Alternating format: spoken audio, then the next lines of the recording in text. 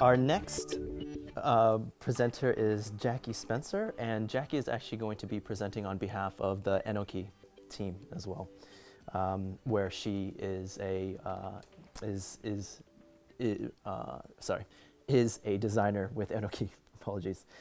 Now, a little bit about Enoki. Enoki is a multidisciplinary design practice, and they design their projects to work well now and also into the future. They always endeavor to enhance the experience of those that use, live with, or live in their projects. So there's a very big ethic toward the human-centric design. Enoki very much takes responsibility in touching the earth lightly as possible, and also embrace and incorporate sustainable practices as much as they can into their projects. So we're really honored to also have them presenting not only here, but also have being part of the exhibition that you've also seen outside, which that the presentation is mostly based on. All right. Well, I was going to talk about Enoki being a multidisciplinary design studio of 11 people, so we've got quite a small team, and being very busy, as most interior designers that I can see here would know. It's a busy industry. You know, we're lucky that our director Susanna finds these opportunities to do work that goes outside of the norm. We've done some work with Australian Dance Theatre and various other projects that are more based around furniture exhibitions with the Jam Factory, and of course Biophilia, who we want to thank Robin for inviting us. This opportunity came up, and 5 of us put up our hands to join in the story of our installation. Initially, we just sort of had some discussions about different imagery that appealed to us, and it was about texture and colour and a lot of the things that we put into our interior designs. But sort of we had the opportunity to take that a little bit further. And of course, then we pared everything back like good designers do and came back to a less is more approach.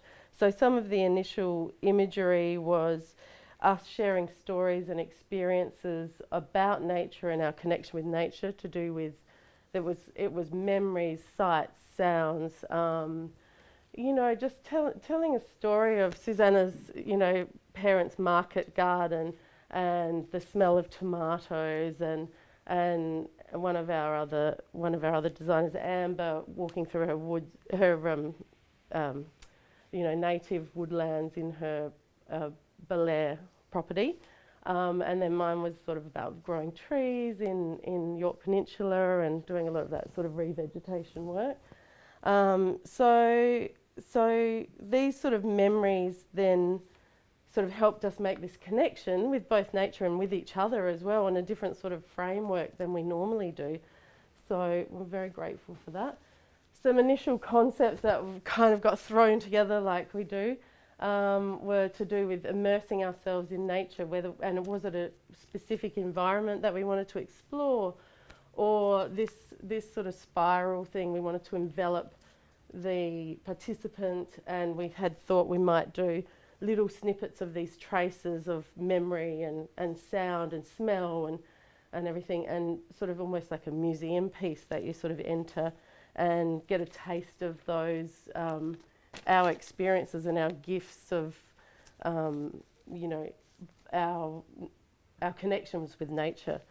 So then from there we started to conceptualise these things. This one was an underwater immersion as well. I just wanted to say, sorry, I'm not very good at this. And then I think we sort of all went off and worked on our projects in our time poor way that we do quite often, and sort of regrouped a little bit and said, well, let's take this back to the basics.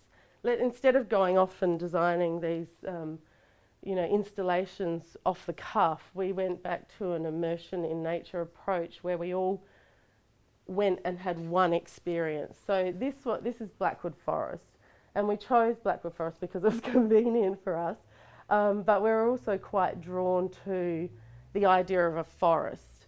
And so within that space, then we did quite a lot of photography, and everyone had a different perspective on it. There was the the path, the journey, the small versus the large, the slow moving trees, the textures of the timber, the earth. So there was a lot going on, the sounds of the birds and all of that sort of thing. So as we go on, this was one of the little bits of film that we took that sort of inspired us to create this slow moving, the wind. It was sort of soft. It was more about the experience than anything else, and how do you capture that experience, and how do you sort of portray that experience within a gallery space. So we then sort of went off and experimented. So it was a great experience in just finding out what we could do. We selected paper as a medium because it's got a connection to the trees, it's got a connection to us as designers. It's a waste product almost. It's completely recyclable. So there was a lot going for it. We had a lot of, we have a lot of waste paper in our office.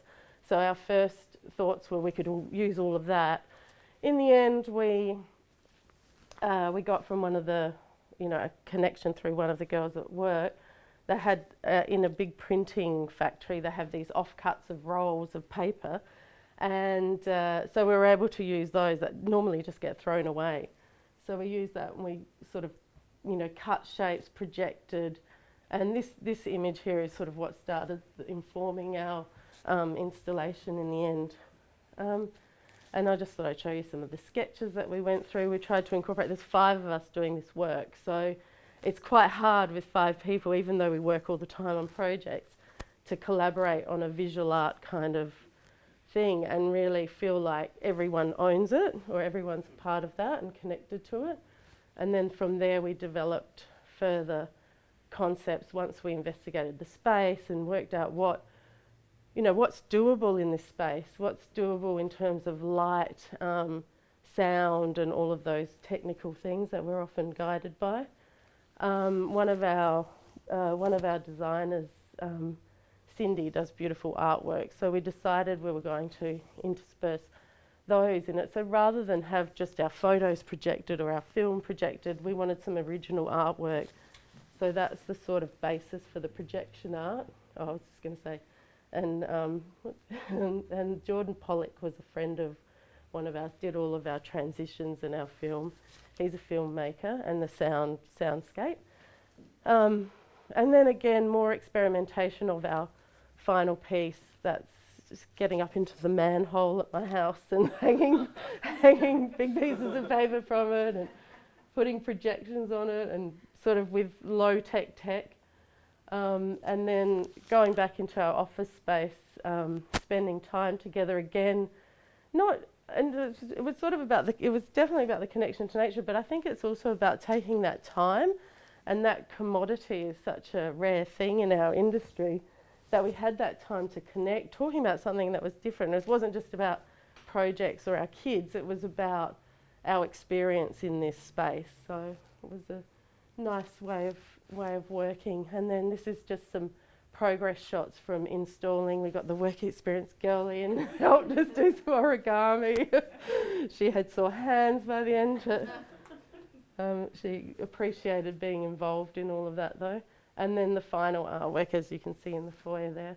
So the idea with it is that you immerse yourself into the space, the projection comes through and casts the shadows. You've got the soft sound and the moving projection, which is indicative of the trees and that we captured in our little movie. And then the small versus the large and that sort of thing. But then obviously in a very restrained palette, like we tend to do.